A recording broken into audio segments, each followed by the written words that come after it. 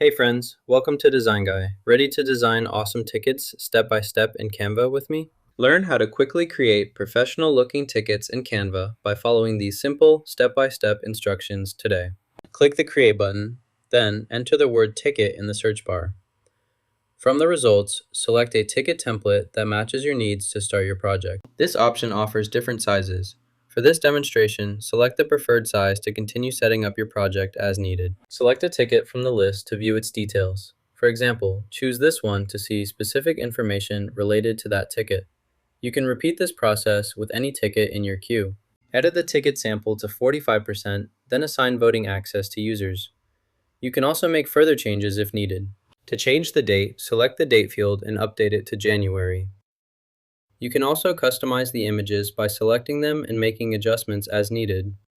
Additionally, use the Elements tab to add new design elements to your project.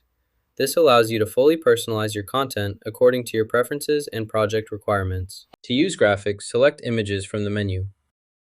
Browse through the available options to find one you like. Click to add the image to your project.